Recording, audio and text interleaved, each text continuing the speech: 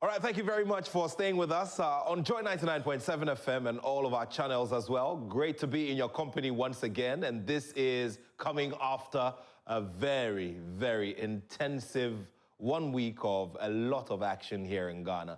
I'm talking about the very successful presidential and parliamentary election that was held here in Ghana. Last weekend, all of our channels were very heavy with a lot of real-time analysis, real-time results, and a lot of word from the major actors and the players in this whole big script. Eventually, all of it is done, and now we're in transition process and mode, and we're looking forward to the very big or the very important and historic inauguration that will be held on January 7 of 2025.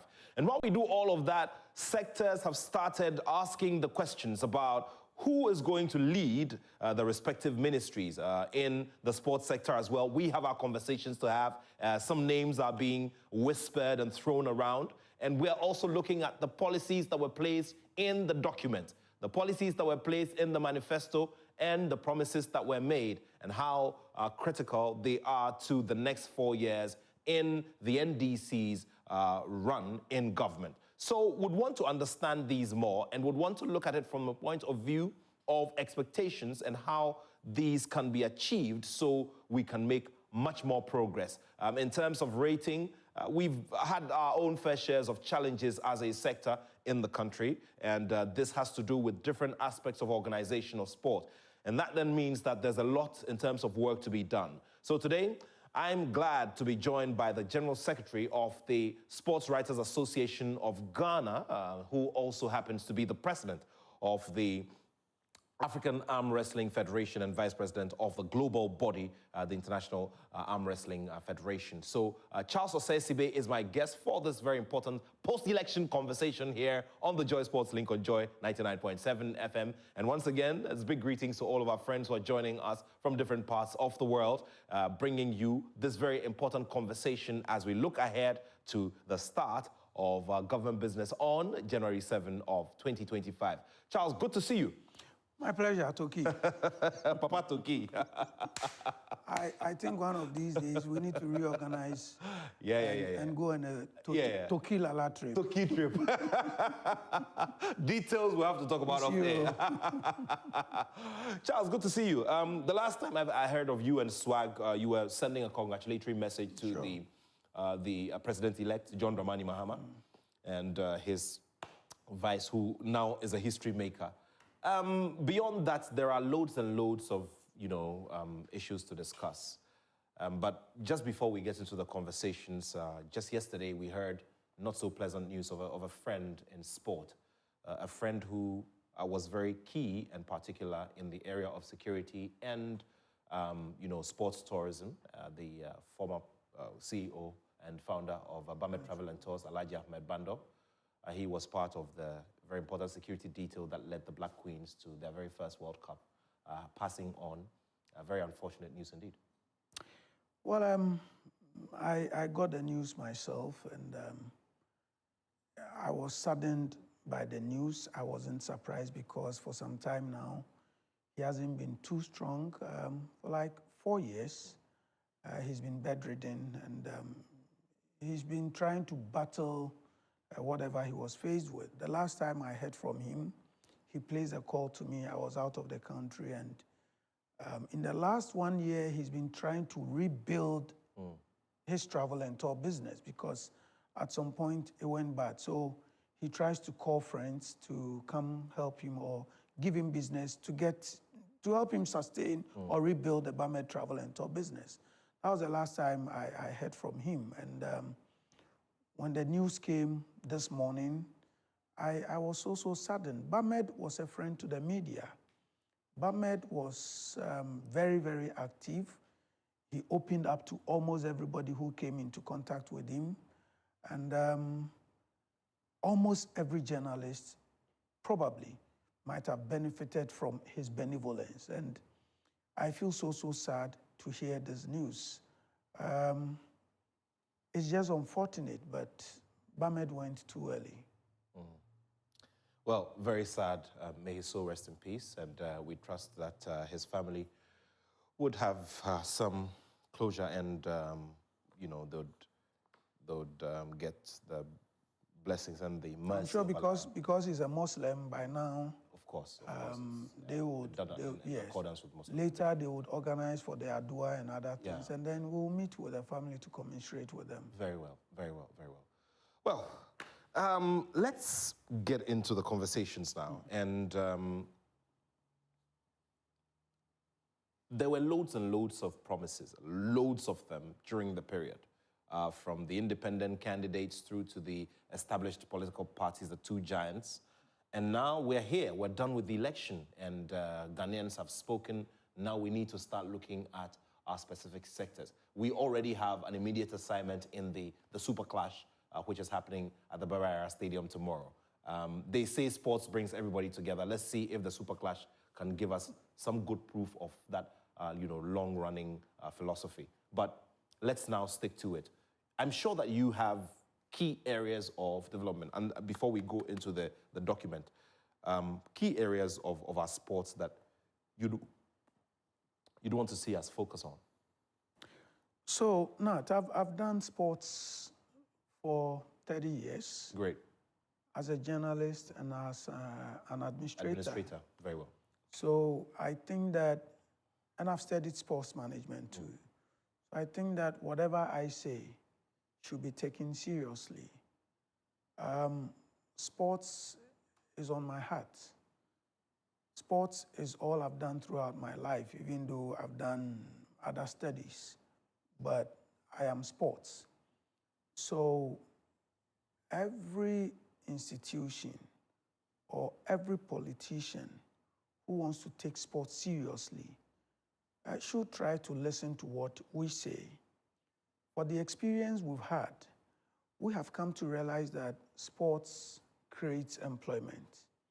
We have come to realize that sports is business.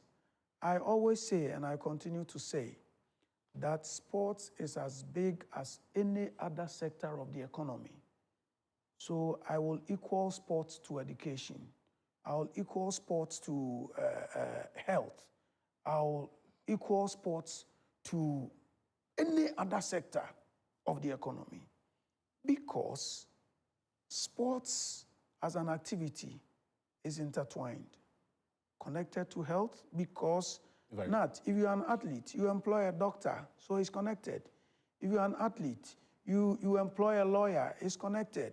I know athletes or sportsmen and women whom out of what they have made have come to invest in tourism, have come to invest in education, have come to invest in agric. And I can mention names. Odate Lamte does education, he's into agric, and he's invested back into sports. Tony Yeboah was into tourism.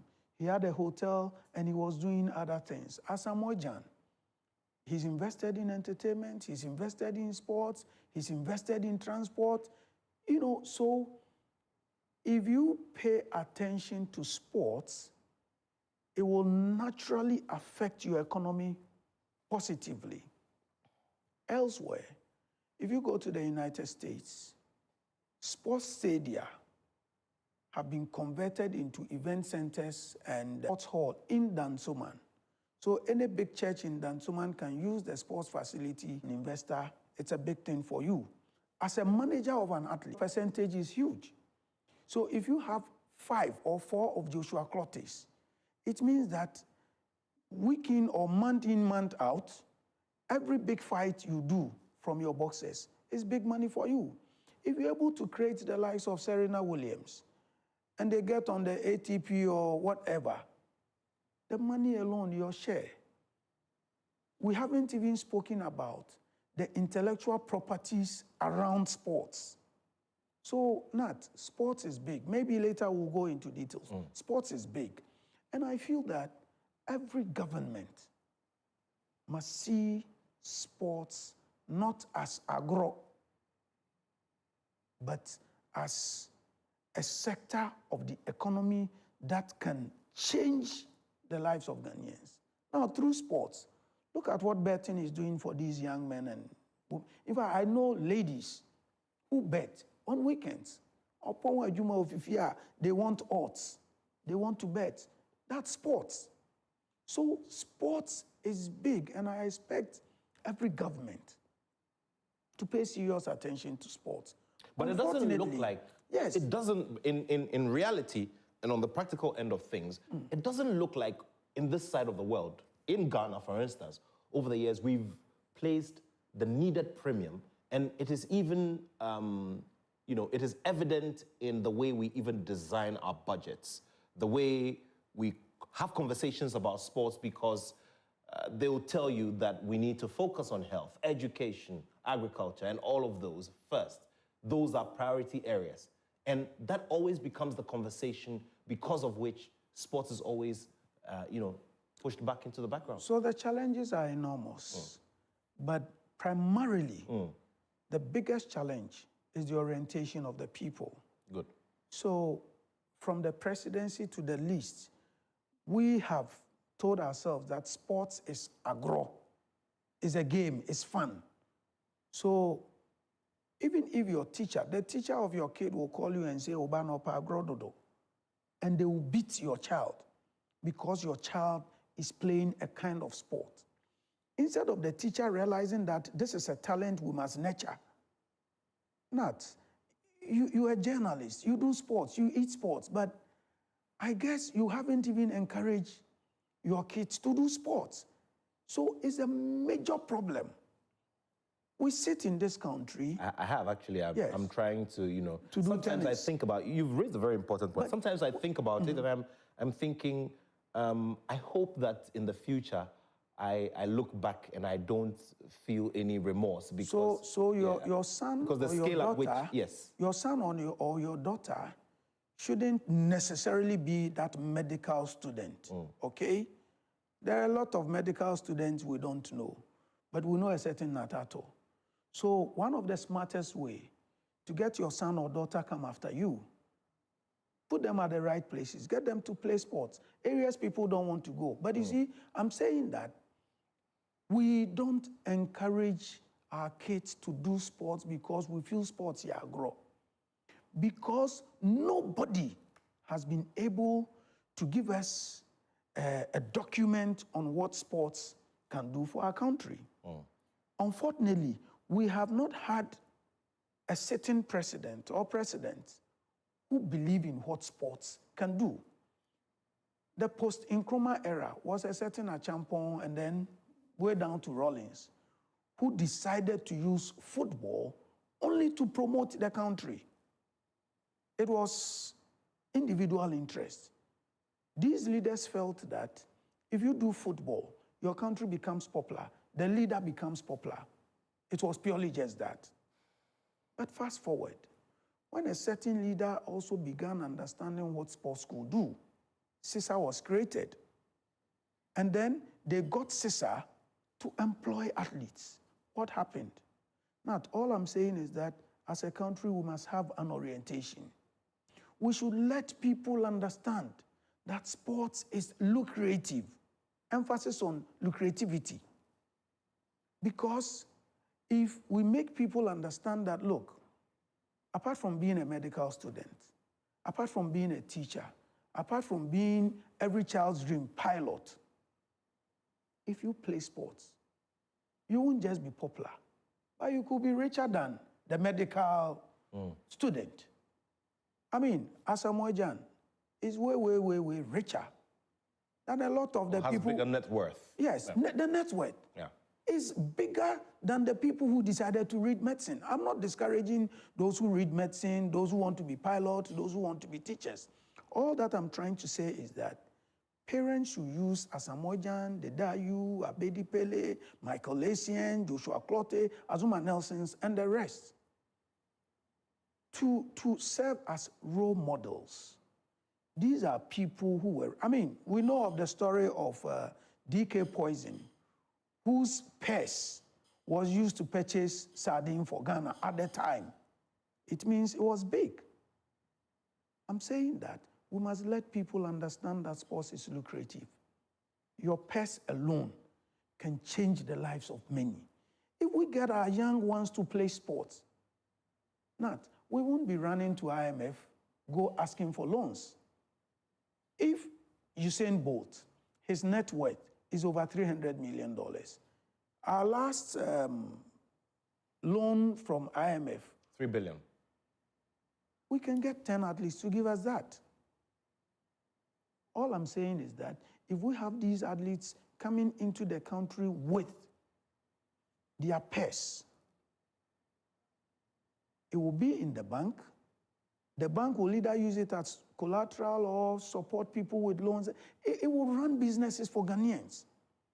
If we're able to raise 10 or 20 world-class athletes in boxing, in tennis, in track and field, in basketball and the rest, Ghana won't go broke. You've raised a very important point about the direct effect that this has, or having top-class athletes has on liquidity in the economy. I want to quickly refer to the story of Ike Bazooka Quartey, our very own Ike Bazooka Quartey, who would direct his purses, his big purses, the millions of border dollars, back into our Ghanaian banks after, after winning his fights and after taking part in those And big when fights. the banks have money, they will give loans. Exactly. A lot of people will expand their businesses. And this is what we want to see. So, Nat, it is important. And I feel that as part of the orientation, we should get ambassadors to speak to these things. Okay, before we go into the manifesto of these parties, we must get ambassadors to speak to these things. So Professor Dodu played sports. Through sports, he had scholarship to go abroad. Now he's a top statistician. He actually played a very important role in getting the NDC to win. That I don't know. We will get there. Yeah. Okay. I'm a journalist. You're a journalist. You know. Beyond that, so Richard Akpogavi, top lawyer. Yeah. He played hockey. Yes. See where he is. Andrew Owens want to travel. Those who are listening and watching, one of the easiest. Every day we get invitation. They want athletes, Ghanaian athletes, in academics and sports. There's Dr. Mark Gradosi. Exactly. He was in academic hospital. All I'm trying to say is that if we manage sports well, we can get student athletes traveling outside, coming back into the country as better persons. Unfortunately, the orientation is bad. And that is what we all must do. The other problem, Nat, apart from orientation, I don't think we've had a minister who has a master document or a blueprint to convince the president that, Mr. President, this is the way to go. If we take sports seriously, this is how much sports can contribute to our GDP. We haven't done that. I'm sure once we sit to do that, Uncle Nat, a lot of things will change. I maintain that sports is as big as any other sector of the economy. The overemphasis, look, there are young men and women who complete universities. Today, for instance, a young lady I don't know, I don't even know where she got my contact.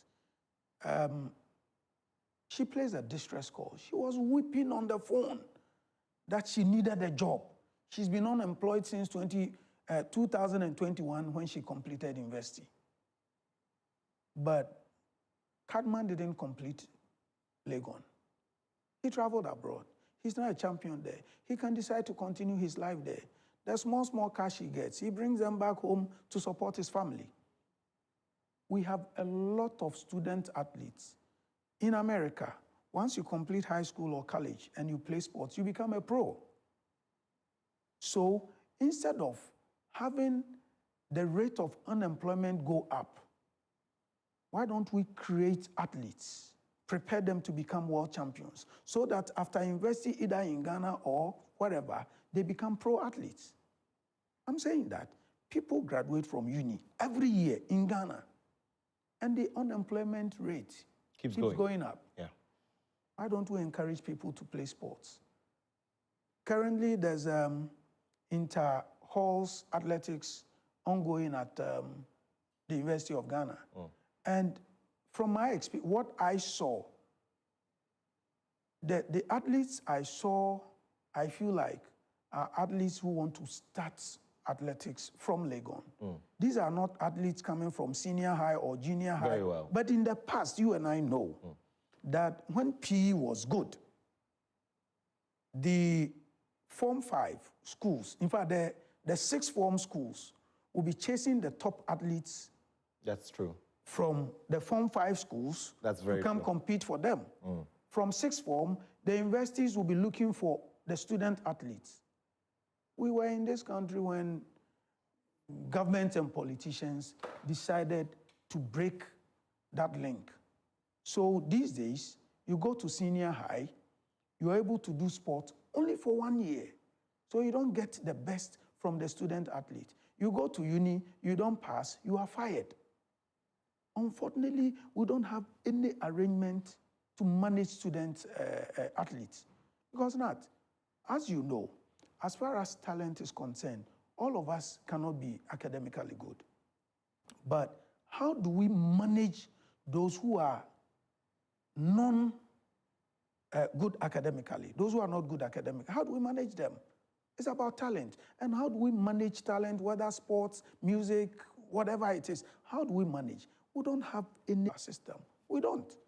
And I feel that all of us must come to the table to have a change. A nurse, a doctor, a teacher, an engineer, or whatever. Music, entertainment, encourage them. Otherwise, the unemployment rate will continue to grow and we can solve it. Interesting thoughts there. Well, if you're just joining us, this is the Joy Sports Link on Joy 99.7 FM, the post-election edition of the Joy Sports Link, and it's also streaming live on YouTube. Greetings to all of our friends who are joining us from all over the world. You know what to do.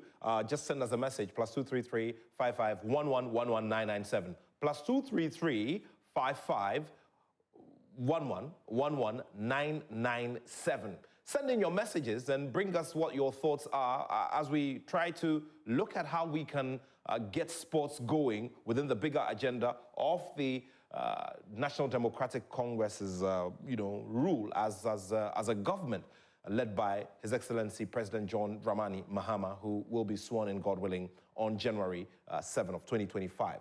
Now, what we are looking at doing here is trying to break down all the policies that have been listed in the major policy document in the manifesto, and just trying to see which areas can be immediately achievable so we can all start moving forward and start we'll hit the ground and start running. So send in your thoughts. We'll be glad to have them. And of course, I'm here with Charles Osei-Sibe, who is the General Secretary of the Sports Writers Association of Ghana, and also the President of the African Arm Wrestling Federation.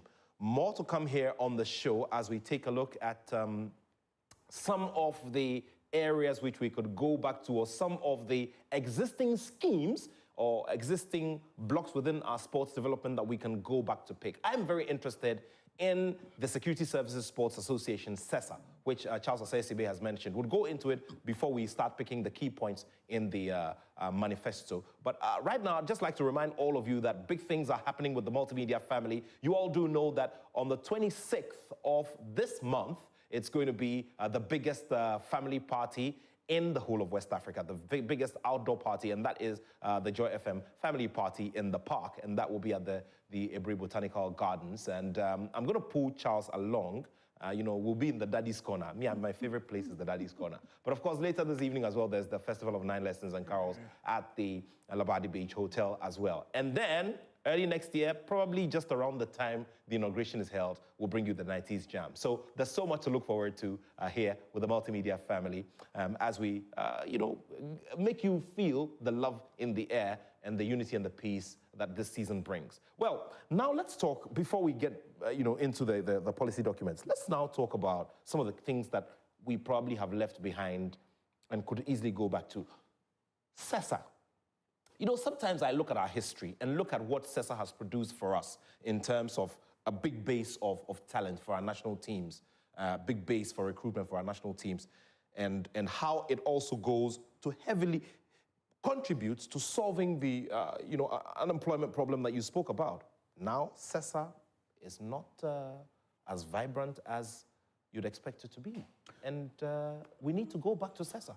And we need the security services to redesign it and okay, so I'll start from SESA and then we come down. I'd have loved to start from the bottom, PE. So please remind me, we'll talk about the PE project. Now, SESA, for instance, like I said earlier, was an innovation by a certain leader. And it didn't just encourage participation of sports by Ghanaians, but it also created employment for young Ghanaians who wanted to play sports. What CESA did was that whether you went to the university or not, CESA realized that between the college or high school, between high school and uni, a lot of people dropped out who were good with sports. Unfortunately, either because of grades or financial challenges, could not pursue to the university level. So CESA had to absorb young students, athletes. So they gave them employment, and they gave them the opportunity to play sports at that level. Now,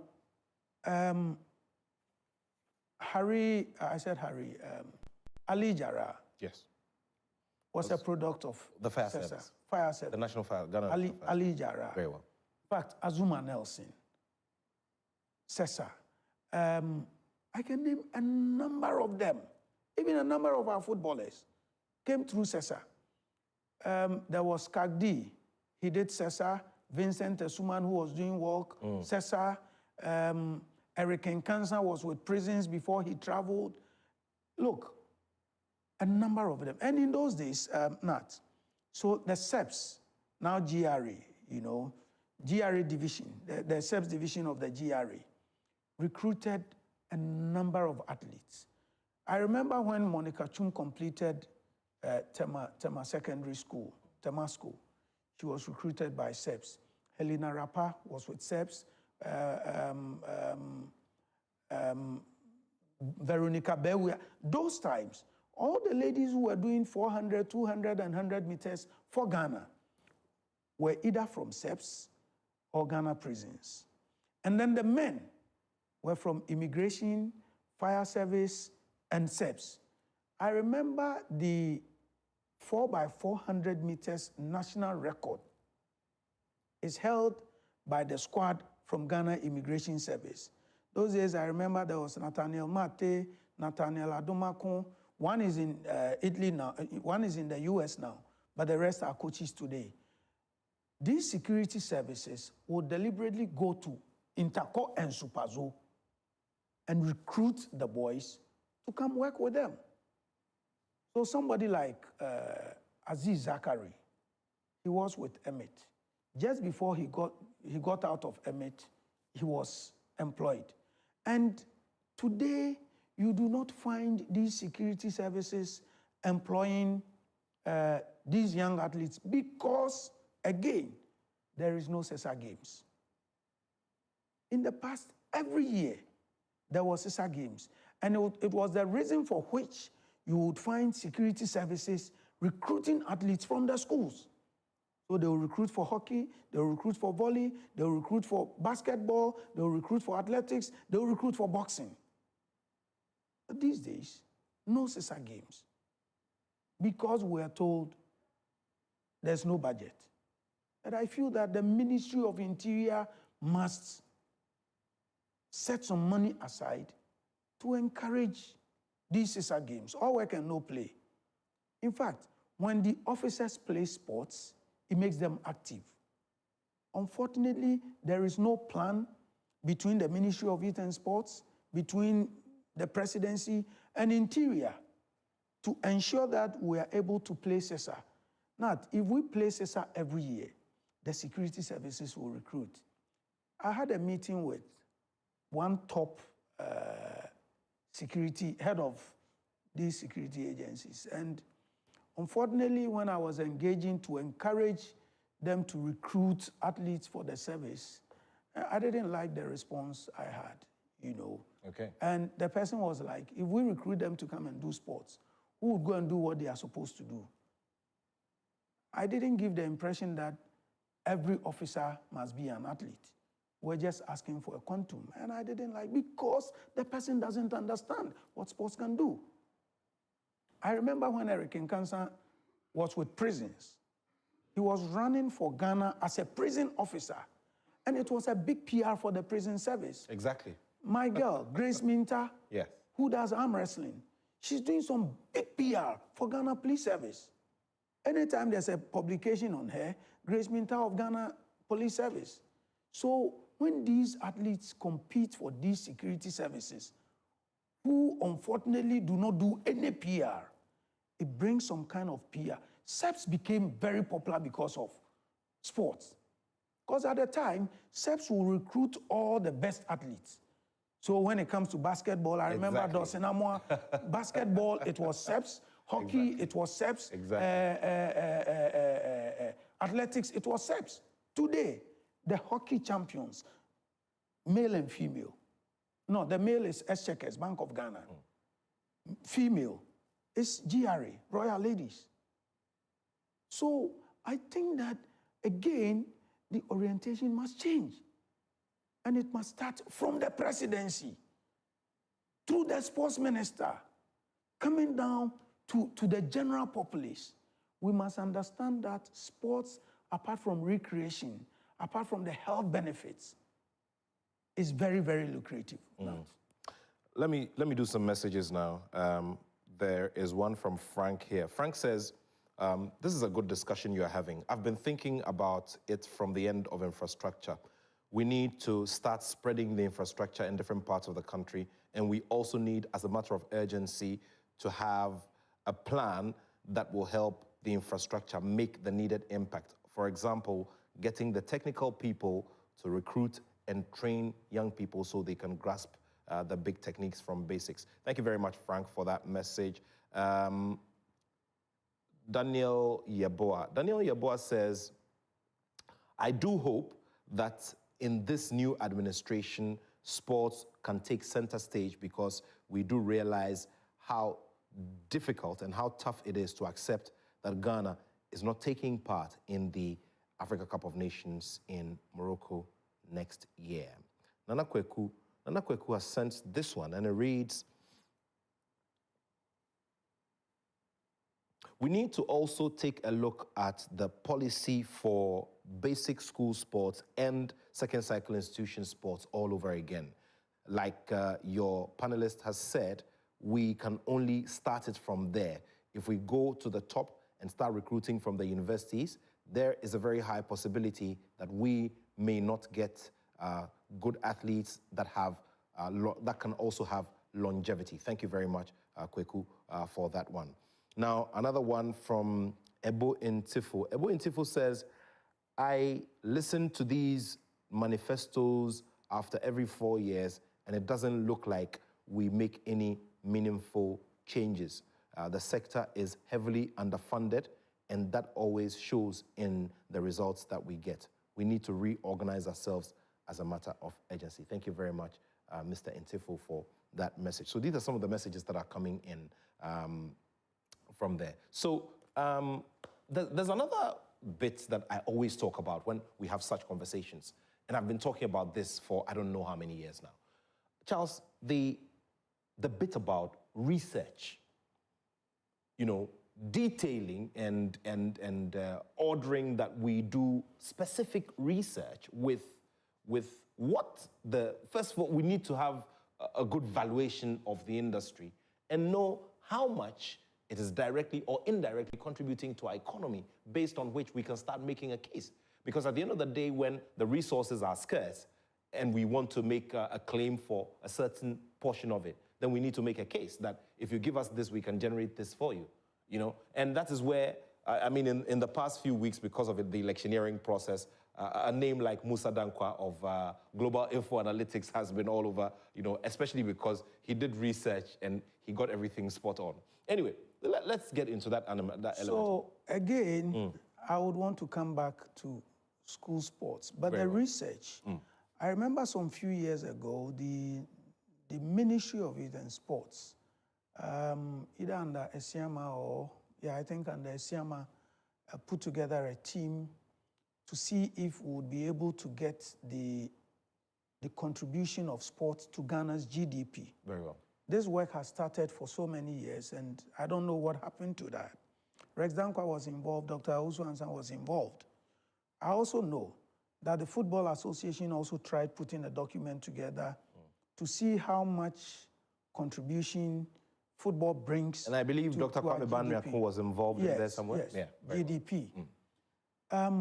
It is not as if we don't understand or we're unable to do this. It is because we don't believe in you, so we won't even listen to you. So irrespective of the research sports will do, or the research we will do to convince government that, look, this is the way. Take advantage of it, like Botswana is doing now. Nothing good will come from that space. We should be able to put numbers. Now, numbers. Very soon something will happen. The numbers, head count of people around sports alone can make you win or lose elections, and that is where we'll be getting to. Exactly. If you don't get things, if you don't get things done right, we will get the numbers around sports to get you out of office. And we are coming together strongly. The second area is numbers as in quantity, cost, and value. That if you invest $10 million in the qualification of the Black Stars to a World Cup, this is how much directly can come in. Because we have gone into a World Cup, we have come with $9 and $18 million. How much we invested in that, I don't want to go there because investment wasn't done properly. But if it was my business, I won't invest $20 million and bring in $8 million or $9 million. I won't do that. We can decide to be modest, quality investment, and the return will be big. The return will not just be in value as cash, but tourism. Exactly. The very moment your national team or any athlete gets to that level, it promotes the country. So where is Ghana? What is in Ghana? What can I find in Ghana? It brings people into the economy. So that is the way we should be going. Ghana qualifies to the World Cup or we go to the Olympics, and globally, I remember the last, is it Commonwealth Games or the Olympics? We had this female jumper, Nadia Eke or whatever. They went on the streets of Birmingham and they were dancing, and it became a global content. International TV, international media were showing these videos. It went viral. We didn't pay for it, but our athletes gave us that international mileage. I remember I went to an event in Austria, and I met a German guy. In fact, Supersports took me to Austria. I met a German guy. It was, I think, Euro 2008. And then we exchanged contacts. During the 2010 World Cup, I had a deal. Because Ghana was at the World Cup, the company the guy works for couldn't come to the World Cup, so they had to contract me, and I made some dollars. Good. All I'm saying is that let's begin to put numbers. How much employment will sports be able to create that will take pressure off central government? If Nat plays sports, how much money will he be able to make that will trickle down to other athletes? So then we begin to invest not only in football, but track and field. If we are able to invest in an athlete over a period of 4 or 5 years, and the person begins to run in the Grand Prix and the Diamond League and the Golden League, how much he makes comes back into this country. If we get our athletes now to run at the Olympics, World Athletics is now paying them, winning gold and then breaking world records. Look, it's an industry on its own. So it's about how we put numbers together to convince a certain government that this is the picture. Tourism, direct benefits that comes into the country, the trickle-down effects that comes onto the economy, and a lot more. Remember, we go to the World Cup, and every businessman in this country travels to go and watch the World Cup, and they come back with businesses. So Nat, I think that is a good point you have raised. We must find people to put numbers together and convince government that if you want to encourage sports, sports can take off about 5% of your unemployment rate. Burden, yeah. Burden. Sports can take off, or sports can bring so much into the economy. And this is the numbers we must put together. If we're able to do that research and the government buys into it, I think it will work. Amazing stuff. So don't forget to send in your messages so we can, have conversations around all of those, because this show is for you. You are the reason why we're here. So you keep it coming in. Remember, it's +233 55 11 11 997. Once again, it's +233 55 11 11 997. My name is Nathaniel Attoh. I'm ably backed by the rest of the Joy Sports team, and we are also, as a whole big family, looking forward to treating all of you to amazing stuff this, this period and this season. And that begins from this evening when we bring you the Joy FM lesson, the Joy FM Festival of 9 Lessons and Carols at the Labadi Beach Hotel. That's later today. And of course, after that, we'll look ahead to the family party in the park at the Ibri Botanical Gardens. And then early next year, we all get partying at the 90s Jam. So much to talk about and so much to look forward to. For now, we just want to focus on what sport is bringing all of us and how we can get the sector moving and having that voice as well within the bigger scheme of things. Let's get into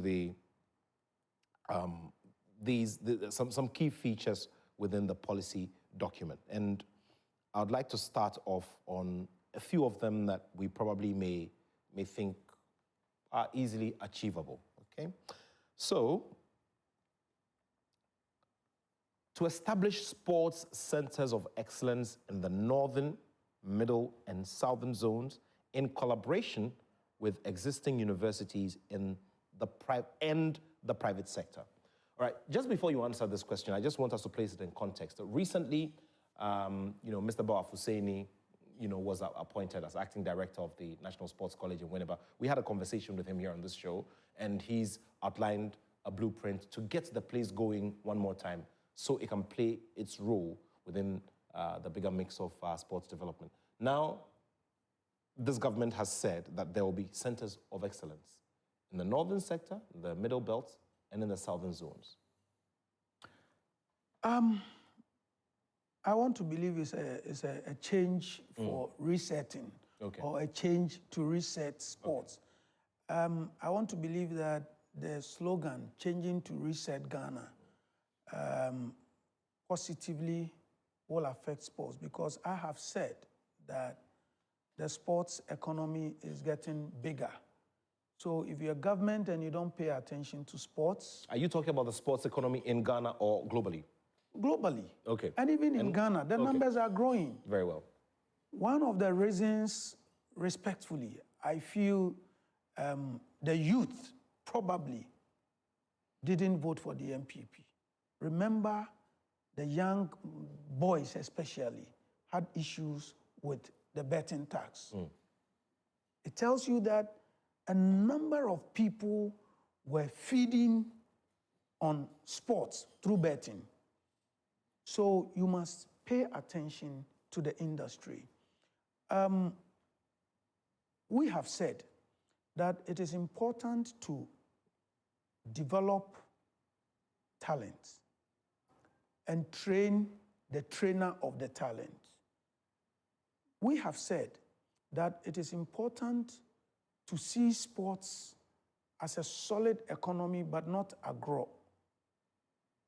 Everywhere in the world, any serious sports nation would have development centers or universities that pay attention to sports. It is why you find universities abroad recruiting athletes from Africa to go compete for them. They know what it does for them. It is why you go to abroad, you have a sports psychologist, you have a physiotherapist a trained physiotherapist, you have sports scientists, you have sports nutritionists, you have all these people. Now, if we don't set up these universities or training centers, we won't be able to get 1, quality athletes, 2, quality managers. Now, primarily, I get it that the training centers is being set up for budding athletes.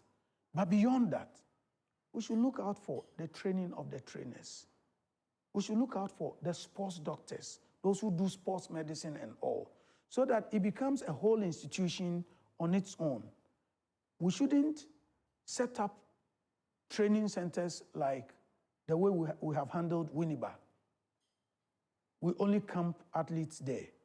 But it is important for us to ensure that all these training centers will be able to keep young and budding athletes over there for 2, 3 years. So they get all kinds of training, including studies. Athletes must be taught how to write. They must be taught how to understand contracts, even in school. Because if you go to school and you are only coached and you don't learn the basic ethics or rudiments of life, after your sports career, you become a nobody. So indeed, we must look at our comparative advantage. If Ghana is good in boxing, or let's say if boxing is in southern Ghana and northern Ghana, we set up training centers to ensure, for boxing, to ensure that in Accra and Tamale or Kumasi, we have a training center that takes care of boxing. So in doing this, we must look for our comparative advantage, because you cannot take hockey you cannot set up a training center with hockey in, let's say, the northern region. It won't fly unless you want to aggressively develop hockey in the northern region. So it will be good to have training centers to be responsible for athlete development and training of the trainer. But we must take into consideration our comparative advantage. Let us look out for the sports we do well in, so that when we set up these training centers, it won't only be for Ghanaians, but it becomes a source of revenue or business for Ghana government. So that if we have set up an athletics training center and our athletes are doing well, then Kenya, Nigeria, and the rest will bring their young athletes here to the training center, and Ghana government will make some revenue. And it's not only training, but then it also becomes a place for camping.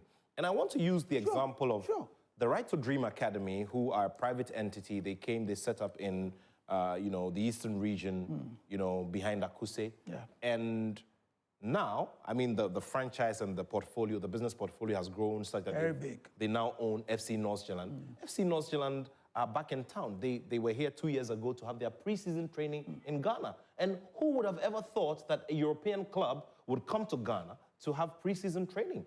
I went there, I watched the training, and it was amazing. And so for us, if we have a quality training center, you would be able to find world-class athletes coming into Ghana to train. Because these top athletes occasionally would want to move away from certain weather conditions. Very well. And because we have a good weather condition, a number of athletes would want to come into Ghana to come and train. Top athletes. Boxer, track and field, judo, taekwondo. So we must have these things done quality, not targeted at only Ghanaians. But like you said, people can have training camps here. But top athletes and countries can enroll their athletes here. About 5, 8, 10 years ago, there was a training center in Senegal. Ghana, we took one athlete there. There was a training center in Mauritius. That's where Margaret Simpson and the rest started from. In fact, Margaret, throughout her life as a heptathlete, stayed in the training center in Mauritius. And see what Margaret became on the continent. She made that training center popular, and a number of athletes all over from the world went to Mauritius. What we're saying is that it will not be a bad idea. What that will do for us, it will give us quality athletes to choose from. As I speak with you, Nat, we do not have athletes across board. Boxing, zero. Athletics, yes, we are trying our best, but it is not as we would wish. Tennis, zero. Name the disciplines. But if we get so conscious about developing athletes, if we get conscious about training the trainers, and we have quality trainers, sports will be bigger than it is today in Ghana. Well, if we get very conscious about training the trainers of trainers, then sports will be bigger than it is now in Ghana. And I would want you to also bring, some more of your thoughts in here. I want to also focus on one aspect of it, which I believe is one thing that probably is already in motion. And that has to do with, providing scholarships for promising sports talents and collaborating with private sector to establish sports academies. So the element of, these scholarships is something that exists already at the second cycle level, I believe. And even at the tertiary level. I want to speak to the establishment of sports academies. Partnership with private sector will be very key. But again, we must let the private sector understand that sports is business. Otherwise, nobody will be interested in setting up a sports academy, but not a football academy. I've told you what tennis can bring. I've told you what boxing can bring. So yes, we must have that orientation to encourage the private sector to set up sports academy. Otherwise, the training centers for now. If we want to do the two together, fine. People must understand what is in it for them.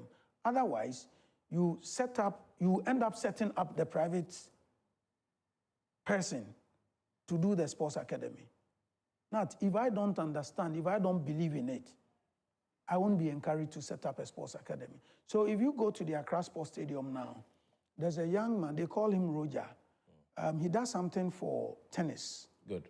Does. Roger Crawford, he's a former national player. Yes, he does something for tennis. Very well. And I feel so happy. He's a promoter. He promotes, and he... So because he has played tennis and he understands and knows what is in it, he's encouraged to do this.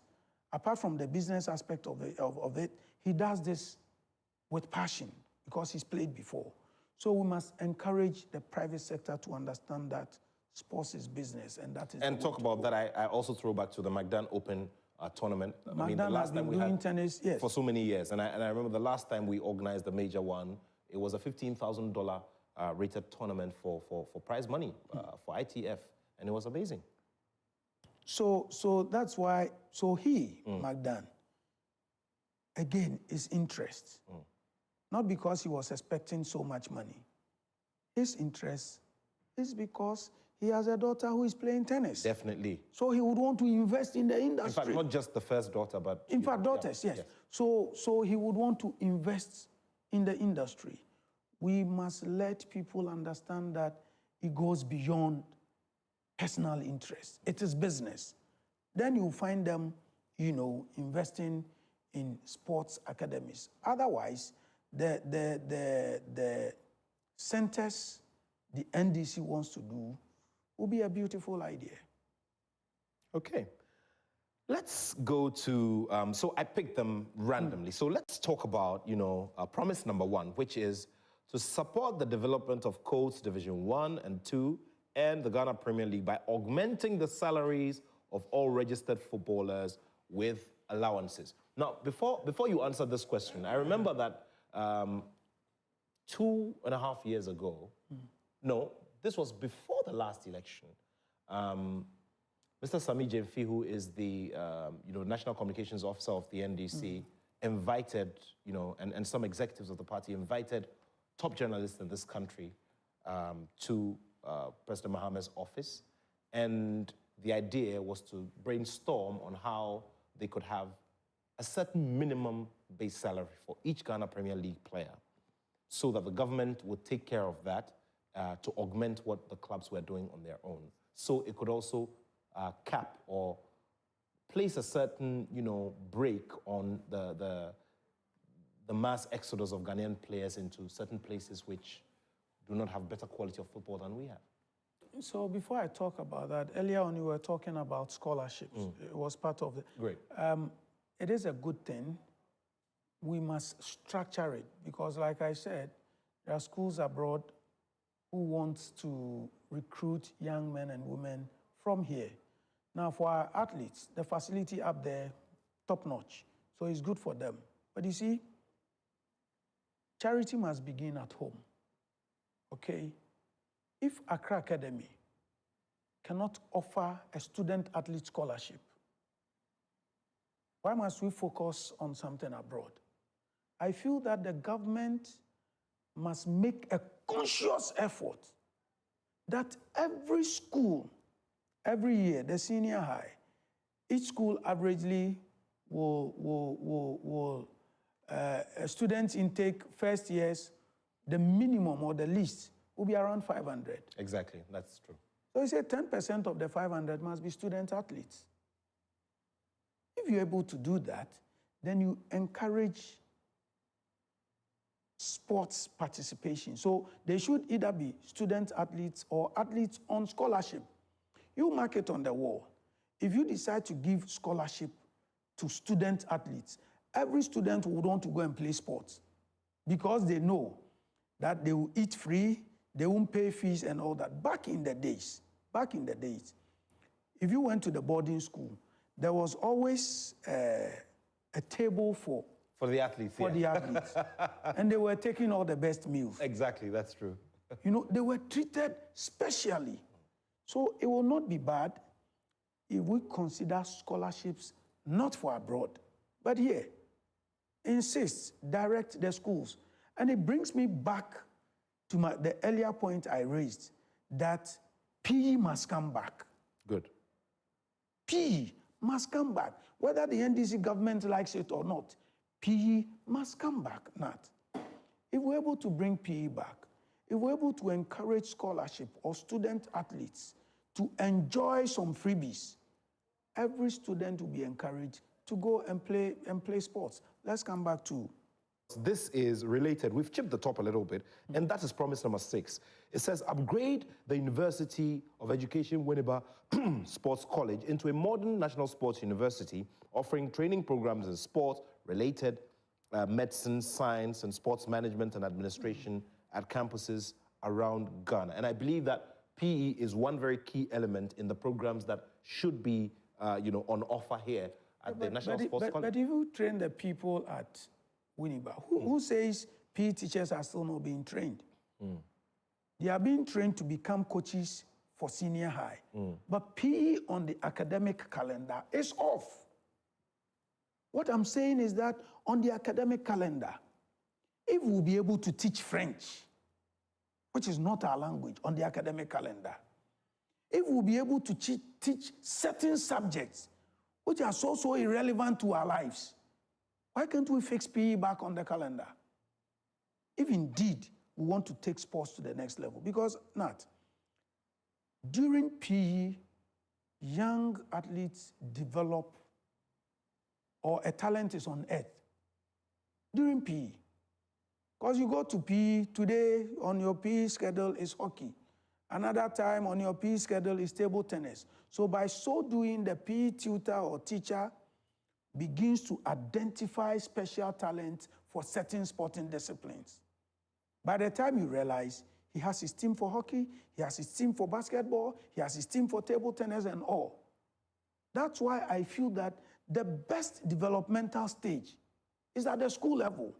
And that's why PE must come back. Great point there. So you cannot train PE teachers when you don't have PE on the calendar. Because the only time these athletes train is after 4 p.m. They study from morning till evening. The only time you find those with talent going to train is after 4 p.m. But why can't we open it up? Nat, you never know. You may have an interest or talent for a certain discipline, but until you are exposed to it, you can't play. And that's why I think PE must come back. So let's go to 2. Okay, so I would want us to take 2, 3, and 4, promises 2, 3, and 4 of the NDC's manifesto, and I'll tell you why they are interrelated. So we begin from 2, and it reads, undertake emergency refurbishment of pitches, tracks, and other facilities at our national stadium. Promise number 3, pursue our long-standing policy of establishing international standard stadia in all regions. And that's also one that has to be built on, because we have something that has been done by the government that is going out of administration. Now, and then 4, it says build more multi-purpose sports facilities to promote regional sporting events and inter-school competitions as part of our talent development policy. Okay, so let's begin from this one on existing stadia, existing facilities in the various or in the major cities and getting them to FIFA standards, because in recent times we have had to get a lot of backlash and international embarrassment. You know why I deliberately skipped the bonus for Premier League players? Tell me. We are football oriented and it's not good. Football has become business. We must leave football to autopilot itself. But Charles, you also agree with me that while we are football oriented, the politicians should stop making promises that will kill sports in this country. Before you continue your point, you remember making, and I know where you're coming from, and I appreciate where you're coming from, but you made an earlier point about having priorities in resetting our sports. And I believe that, doing this for football will fall within having priority areas, because whether we like it or not, football is a big player within the bigger picture. Yes, I said comparative advantage. Very well. And doing a comparative advantage, you look at your strength, your weaknesses, and all the threats and all that. Very well. Now, you do a SWOT, okay? We all agree that football is a big thing in Ghana. But in terms of, so economically, even if you invest in football, the returns will be good for the country. But why must other sporting disciplines suffer because of the overinvestment in football? Not. Football has become business, unlike the other sporting disciplines. Football is purely commercial. So an athlete... Other sporting disciplines are commercial, but we in this side of the world... We haven't gotten there. We haven't gotten there. Okay. Also because we have overly spent every money on football. Okay. We have overly spent every money on football. Otherwise, invest a bit in soccer, boxing, invest a bit in athletics, and you will see the kind of returns they would also bring. The challenge now is that people have registered their teams as limited liability companies. They take gates, they sell players and all. So for a government not to focus on infrastructure and national teams and to say, I am going to pay salaries of players, when World Cup cash comes and it is mismanaged, government will only do that, or I will only encourage government to do that by holding the purse that comes from the World Cup and then probably decide to spread it across throughout the 4-year cycle until we go to the next World Cup. Otherwise, if the World Cup proceeds will come to Nat alone and he will take $100,000, others takes $100,000.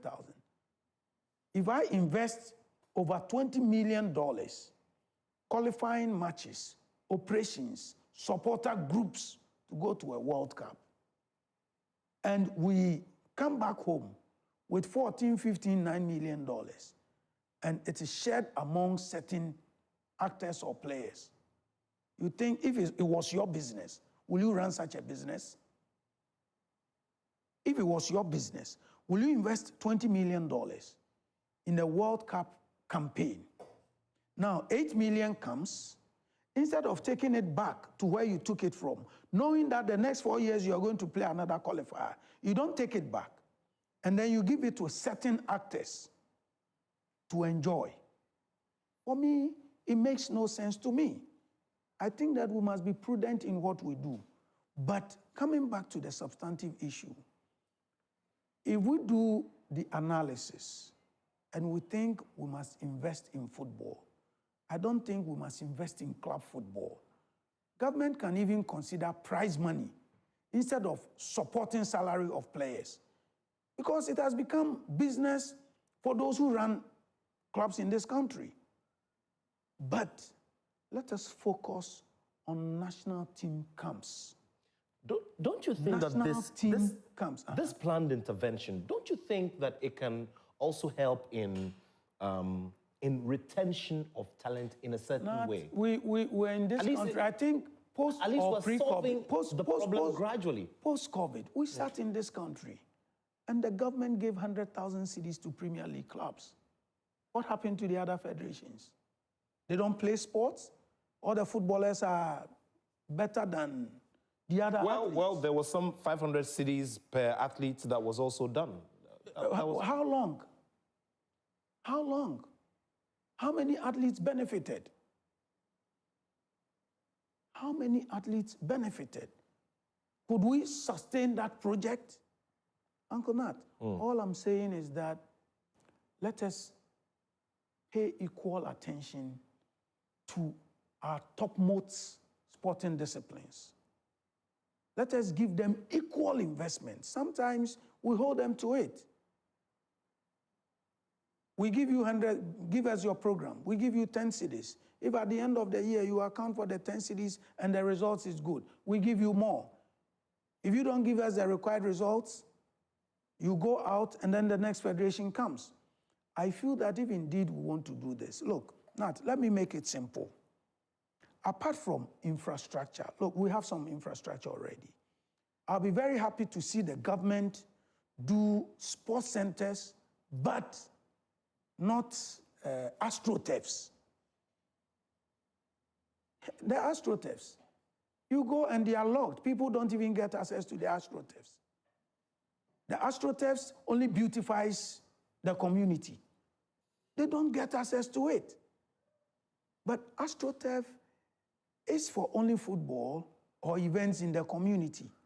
If you do a sports center, currently as we speak, we have one young girl from the central region,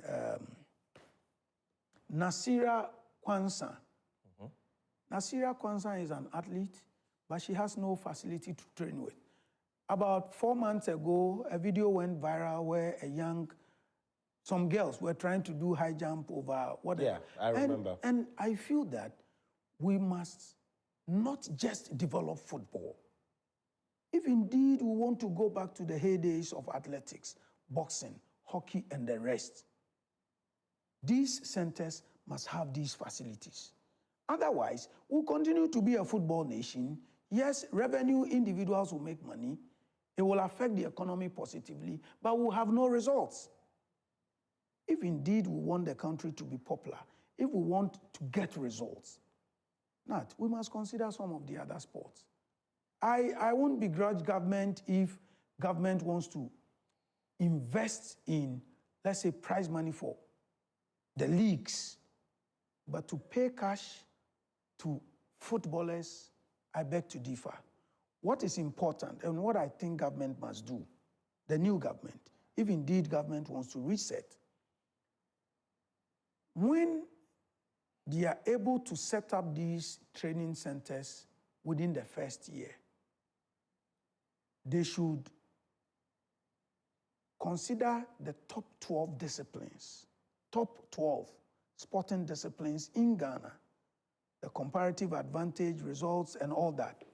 Choose top 12 sporting disciplines and plan for the next Africa Games and the Olympics. Recruit the athletes from the intercolleges sports. Send them to these training centers. Keep them there. All they do, train, study, eat, train, study, eat for 2 years. First year, they will become zonal champions, as in West Africa. Second year, they become Africa junior champions. Third year, you push them to the world.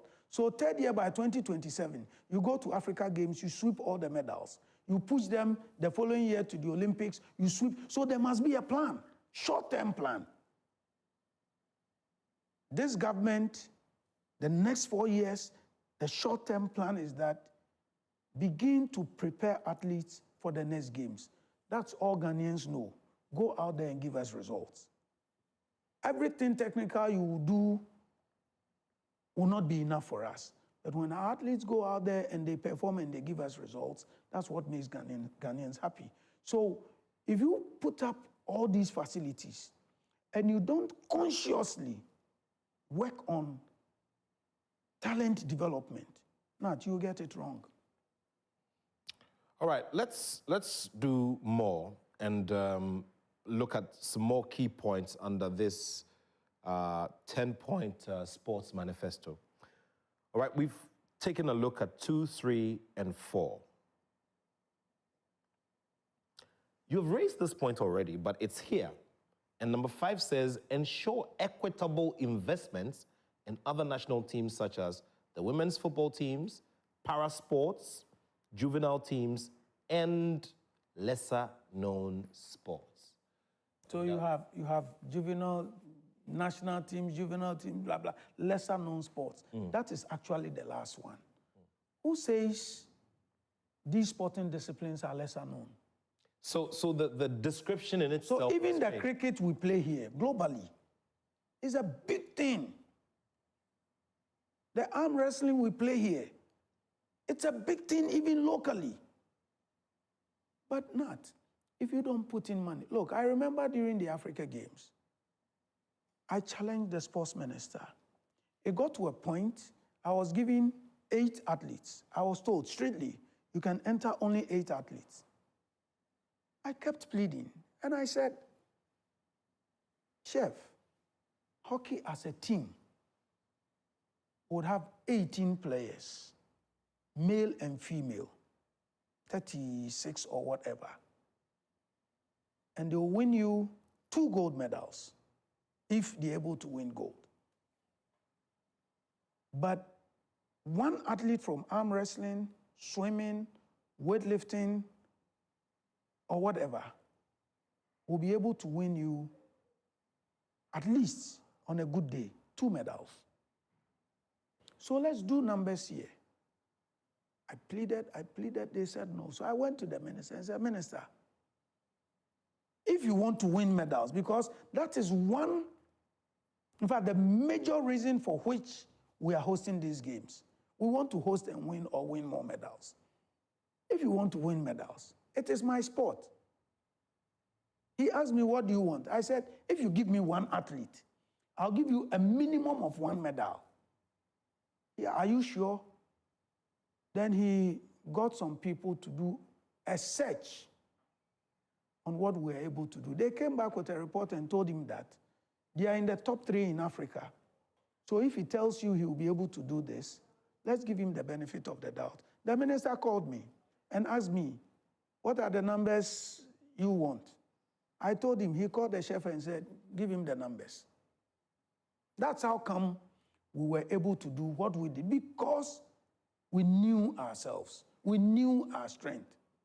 If the minister had not taken that stance, and based on hearsay or what people had told him, and had decided to treat arm wrestling the way they had treated everybody. Look, I must put it on record that one of my athletes was flown from the UK to come and compete, and he won 2 silver medals for Ghana. I see. If arm wrestling had been treated like a lesser-known sport, I'm not sure today we'll be bragging about the feat in the Africa Games as we're doing today, but for arm wrestling. So please, it is important for us to play equity here. It is very important. We shouldn't say that because Ghanaians love boxing. How much investment didn't we do in the year under review in boxing, getting them to qualify for the Olympics?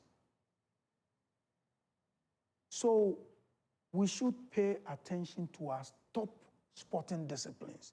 And we don't have to wait until it's time for competitions before we invest in them. No, I didn't wait till Africa Games before I started. By the time Team Ghana started preparing, I was 2 years ahead. We were 2 years ahead. And that is what the orientation we must have. So Nat, this document is talking about equitable distribution, whatever. But they must make it happen. There is nothing like lesser known sports. It's less funded. The government of the day always have refused to invest in them. Recently, some young men went to Turkey and won some skateball tournament. Young guys from badminton traveled out of the country, and sometimes the stress we go through to get these teams to travel. Not. I know.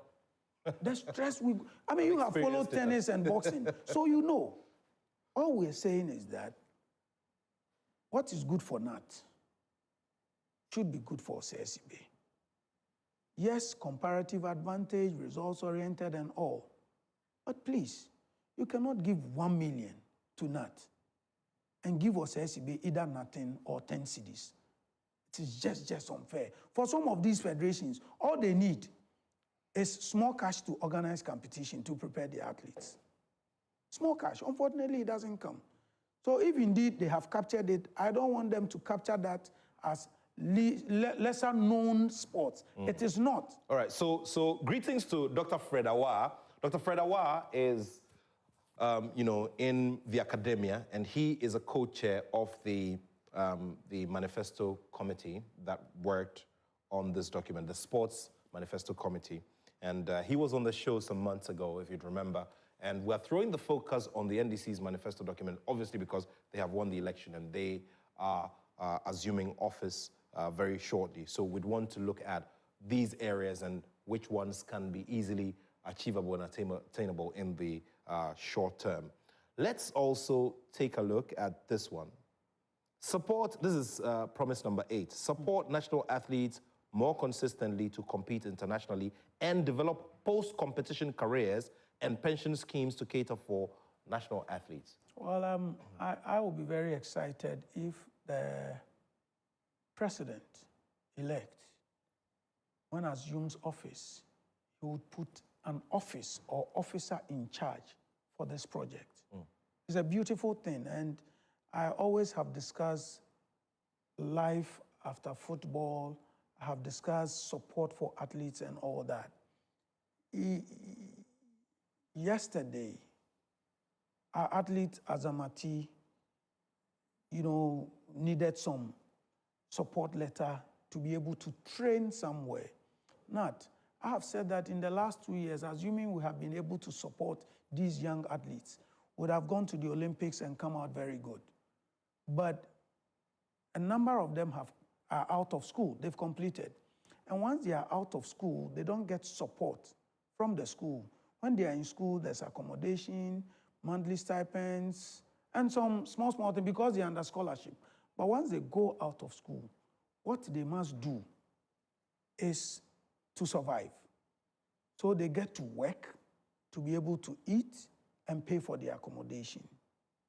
So I remember I was putting together a plan for athletics. And my proposal was that a number of our athletes are US-based.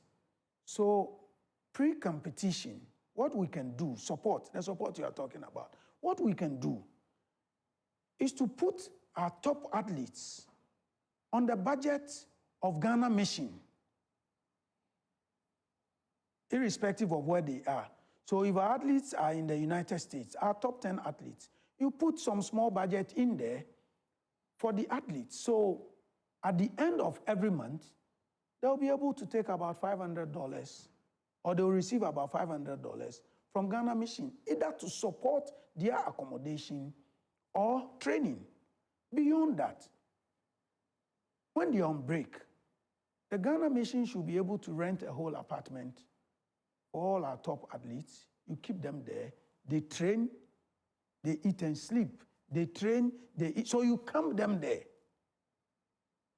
This government, I feel, must have an officer in charge of this project. Otherwise, it will be a manifesto promise. All right. We are looking forward to, seeing these. No, but to get all these things to work, beyond your sports minister, you must put officers in charge of these things. Otherwise, it won't work. It will be a manifesto promise. Very well. And talk about the subject of sports minister. Would have to still play around. I mean, I'll just tell you some of the names we've heard, and we just play around them without wanting to say anything. The decision obviously lies with His Excellency the President, who is getting loads and loads of visits. I hope you don't get me controversial when you mention names. You can go on. You can go on. Let's focus on for number 9 we've spoken about it already, and that is the offer of scholarships to promising sports athletes to invest in establishment of sports academies and in association with the private sector. And then this is also related, which I believe we've touched on, support retired sports personalities in pursuing other sports-related careers after active sports life. Very important. You don't wait for them to retire. So I see Tony Bafo is doing something. I was just about to mention, the PFAG has a template. Yes. When it comes to support of, they also have a template for insuring players and, and all of that. So it is something we must do as a nation. So the athlete, after 8-10 years of playing career, we must begin to prepare them for life after active career.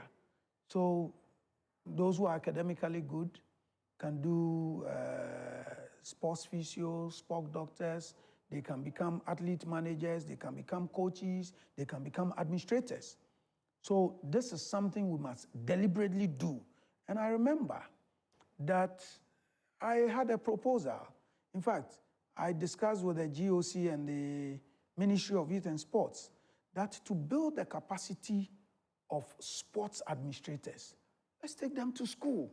It would be beautiful to have sports administrators go to GIMPA for 1 month or 2 months, a certificate program. Good. They come back with some marketing ideas. They come back with some packaging concept. They come back with some event management skills. And by the time you realize, the level of your sports administrators in this country would have shot up. But we sleep on some of these concepts. I pray that this government will consider something like that so that there's nothing wrong to take. So it's part of the training of the trainer program. Every sports administrator must go back to school, if indeed you want to do sports. Because many of the administrators you find today are there either with interests or we find old athletes coming to lead federations or coming to administer federations. They do not have any special management skill. We have to take all of them back to school. Once you're able to do that, it will ease pressure off government. Because if you coach them on marketing, sourcing for sponsorship, content management, you won't rely on the ministry to always find money for federations to travel or to organize events. Once they understand packaging, once they understand marketing, so I think it must be a conscious effort of the government. Individually, the federation leader or the whole setup may not even consider what they need to do. It must be a government policy. That if you want to lead a federation, whether the president, whether the secretary, whether the administrator, you go back to school. You go and learn something from the school, you come and implement. Otherwise, sports, government, day in and out, will do whatever they want to do, but you will not find the federation and the leadership moving towards the direction of the government's policy. Well, so from there we go straight to, the officers who will be placed in charge of, and I like the look on your face.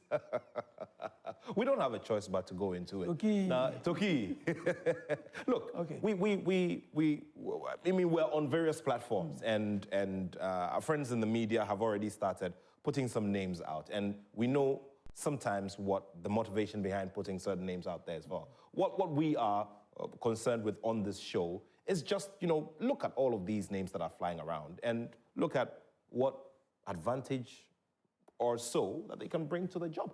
For instance, I've heard former Sports Minister Nilante van der Poel's name. He is, going out as a member of Parliament of the Ododo constituency. He served 10 months, had a very, very short stint as Youth and Sports Minister, had loads and loads of issues with the Ghana FA because he wanted a certain level of change. He was the best prepared, looking at his CV and all of that. Making a return, what are the advantages we could get from there? And then we also hear Honorable Kobna Mensah Woyome, who has been a torchbearer for the NDC in the sports sector in Parliament because of his, because of how vocal he's been on issues and all of that. Served on the Committee for Youth and Sports, and he is also, he lost his primary, so he's not returning to Parliament, but he's an experienced hand. What do we do? I've heard these two names fly around. And also, they talk about bringing in the youthful bite. And then you have lawyer Edem Agbana, who is now a new member of Parliament, will be sworn in soon. And he actually served on the Youth and Sports Committee. So? So I know by now, until something happens, the president-elect knows who his sports minister is. Sure. But in resetting Ghana, you need a number of things. Tell me about them. And we should be careful who we choose to lead sports, otherwise we'll get it wrong. I've heard people talk about experience. Okay. And I think experience is key. I've also heard people talk about how poor comebacks are. So we should be careful we don't go for an old person to come lead sports. But I would be very happy to see a super experienced person. The first two names you mentioned, Woyome hasn't been a sports minister before, but he's been a gentleman. He's been a cool MP in Parliament, and where he's been sitting, minority for sports, majority for sports, back to back. Yeah. So, and a lot of these concerns and sports challenges have gone to his desk. So he would have some experience out of the engagement he's had, both in opposition and both in government. So I will be fine if he's considered. Nilante van der Poel, I don't think he would want to be a sports minister again. Otherwise, Ni's experience dates way back, not as a sports minister, but his relationship with sports in general. Very well. He's played sports at the university level. He's administered sports. Been a promoter. He's been a promoter and all that. So he's done boxing, weightlifting, football, athletics. He's done a lot of things. So, and again, based on the experience he had, I think Nilante was on the right path when he became the sports minister. I think he was on the right path. But many felt he was making the government unpopular because of some of his actions and his decisions. So it is the reason people, even currently, interviews he's granted, already people feel they have become a target of Nilante. But I think Nilante will also not be bad. I don't know the other names coming up apart from lawyer, but I would want to go for an experienced person because you have a short time to reset. To reset. And we've mentioned you know, and over here as well, you're looking at the substantive minister and the deputy as well. If there will be a deputy. Well, and because we get indications that President Mahama is looking at having a smaller size of government. So, well, let's see how things go. I mean, we've mentioned Dr. Fred Awa, who played a very key role in putting together this document as well. And sometimes, So if the president wants to consider a deputy, yes, but Dr. Fred Awa, we may have to look at his background. Just leading a sports manifesto document doesn't make you fit to administer sports. There is also this argument about, you know, and of course, I mean, he's had some history with sport from, you know, from early years, you know,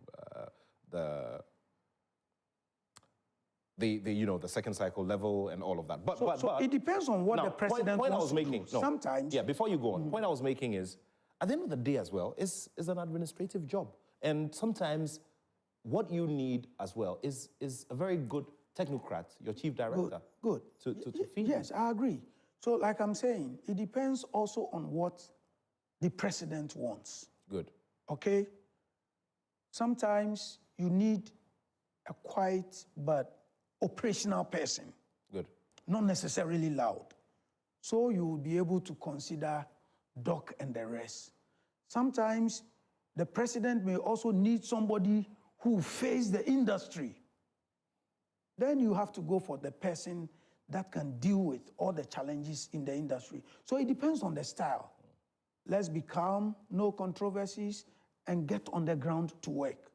He will choose the person that fits. But let's be aggressive. Yeah. Let's be aggressive and face it like we're facing Galamsey or armed robbery.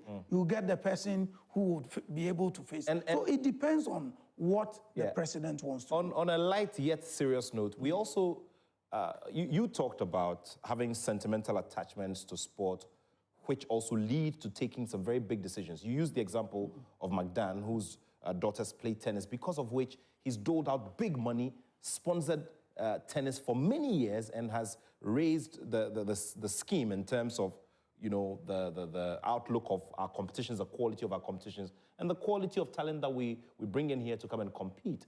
Now you look at President Mahama, who's returning to office with a son who is a FIFA agent and is a promoter in boxing as well. And so there is that, you know, and the industry must take advantage of that as well, so that, you know, because at the end of the day, it's who has the presidency. So, you know, what I'm driving at is that the sports sector uses him as a voice within, so that we can draw the resources, the decisions, and all of that. That could go into the favor, because at the end of the day, we want all of these you know, implemented. And sometimes... So those who do boxing business can use him to get that attention from government. Good. Those who do football can use him. Otherwise, so primarily, if he's sports inclined and he believes in sports business, then he won't just speak for where his interest is, but he would be a general figure to you know, whisper into his father's ears that, look, sports is a big avenue. Let's create millionaires. Let's create top athletes. Let's create opportunities for people within sports. Great stuff, great stuff. Okay, so, and also, in the last 4 years, or 4 or 5 years, or the last cycle of 8 years, we've also seen President Mahama be very, you know, operate with a surprise element when he chose his running mate. I mean, many had other names. And I guess that maybe we could just get one full surprise element in the sports sector. I won't be surprised. That's why I said it depends on how he wants to play this game in resetting Ghana. Sometimes you want to go calm, under the carpet, and then you get things to work. So he may not even name somebody you and I know, but believing in the person that he will be able to work. You made mention of the choice of his running mate.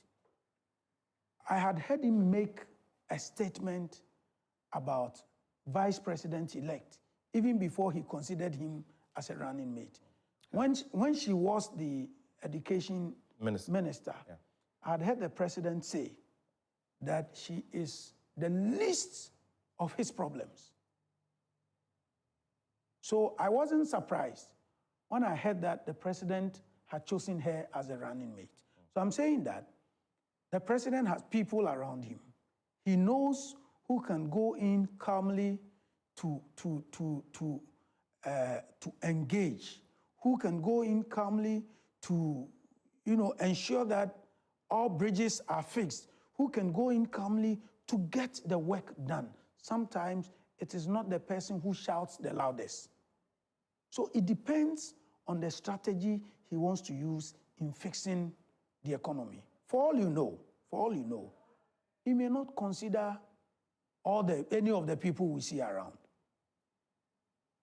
So it depends on how he wants to, reset Ghana. Well, let's see how things go. But I'll be happy to see any of the names you have mentioned, except one that you didn't mention. Let's continue. Well, you have to tell me.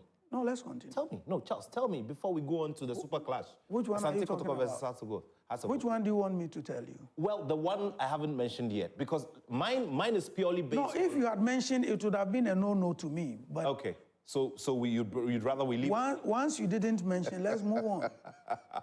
It would have been a Heading towards the final few minutes of the show, we'd want to focus on a few key things before we wrap it up. Ghana Premier League action on today as well. And tomorrow, the big one itself, the Super Clash, where you have Kumasi Asante Kotoko and Accra Hearts of Oak coming together at the Bavaria Stadium. Now, loads and loads of conversations around this game, considering the fact that it's coming in just after, an electioneering period. We're still,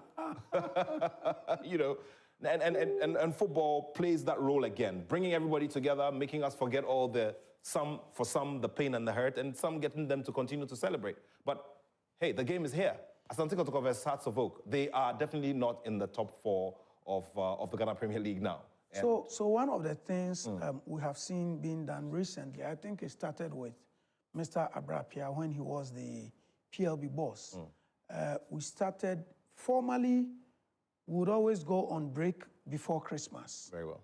But these days, within the whole Christmas period, we play games. So that's one good thing the Ketokreku administration has continued. Now, an interesting thing to Sunday's game, the Hearts Kotoko game, is the green and blue bit, whether you like it or not. Okay. There's a green and blue bit. Okay. There's Kotoko blue has green bits. That is the presumption. The presumption. There is. Okay. There is. So it is more or less another game for NDC MPP. I see. So it's going to be tough, but I know that fans in Kumasi would go and watch that game. I don't want to believe that because things didn't go the way others wanted it, they won't go. But even those who were favored by the turn of events would run to the Kumasi Stadium to go see this game. I've heard people say that Ogum shouldn't be on the bench. They should let the assistant lead the team, because the last time they met in the President Cup, it was an assistant who was able to beat Accra Hearts of Oak in Accra. So Ogum shouldn't be on the bench. I've heard Ouattara also speak about the game, but in games between Hearts and Kotoko. But you and I know that Hearts always have played stronger in Kumasi. They always have played stronger. When the two teams are playing, there's nothing like form guide. Occasionally, form guide will help you predict who is likely to win. But Hearts and Kotoko, we only anticipate a quality game, and I can't speak to who would win or otherwise. But we anticipate a quality game and a peaceful game to climax the December 7th elections. All right, so let's see how things go. Amazing. They always say that once Kotoko and Hearts get into the top 3 or top 2, it makes it exciting. It's true? Yeah, it's true. I mean, they have the numbers, and once they are up there, then the bragging rights, the challenges, the betting, and all that goes high. In fact, people who do business around games or football, when Kotoko and Hearts are playing well, the watcher seller, the ice water seller, the taxi, the paraphernalias, their businesses go up. That's why they would always wish that Hearts and Kotoko do well. So they cannot continue to dominate. The league is not for them, but it is always our wish to see Hearts and Kotoko play well. Okay, amazing Because it affects the economy and everybody around these two teams. When Kotoko wins in Kumasi, it's always a big thing. Even Hearts, if they go to Kumasi and they win, it's always a big thing for the Hearts fans in Kumasi. Amazing stuff there. Charles, thank you so much. My pleasure. And we look forward to wrapping up the year well. We've wrapped up the year more or less, and we're looking forward to a successful 2025. Issues of the Black Stars we'll discuss on another date. We will get back into action for the World Cup qualifiers in the first quarter by March, so we'll see how things go. Conversations about the head coach, whether or not he remains, all of that will come up, and we'll be glad to have you again here in the studio. For those of us who play sports or who administer sports, we're only anticipating a quality 4-year term. The last government did something through the Africa Games. We had some infrastructure, and I speak only about infrastructure. I don't do the politics of sports. This government should build on the infrastructure and encourage athlete development. Because if we have infrastructure and we're unable to have quality athletes, then we can't even bring countries here to come and compete because we'll always be last. We wish them well, and we hope that in the coming years, Ghanaian athletes in all spheres of sports will be able to go international and win more laurels for Ghana. But remember, what is also important is reward for athletes. Reward for athletes. It must not only come from the central government. Ghanaians must appreciate what these athletes do. Maybe when I come back later and want to wrap up the year, we'll discuss a few things that went on within the year that I feel we shouldn't carry into the new year. Great stuff. So Charles Osei Sibe, president of the African Arm Wrestling Federation and also president of the Ghana Arm Wrestling Federation and General Secretary of the Sports Writers Association of Ghana, sharing my time or sharing our company this afternoon on the Joy Sports Link here on Joy 99.7 FM. The big highlight after this afternoon is the Festival of 9 Lessons and Carols from the Labadi Beach Hotel. I trust you'd enjoy it. It's going to be live right here. So I trust you'd enjoy everything that comes from there with the performances and all. And of course, the lessons that will be read to us by some key persons within corporate Ghana and friends of the brand. All right, thank you so much. Thanks to the whole crew here, my lead producer, Bena Elom Dafiamepo, and the rest of the Joy Sports team. God willing, we'll be back next week, Saturday, to bring you another Joy Sports Link. You stay well and have a wonderful weekend. My name is Nathaniel Attoh, and I have love for sport. .com or dial *7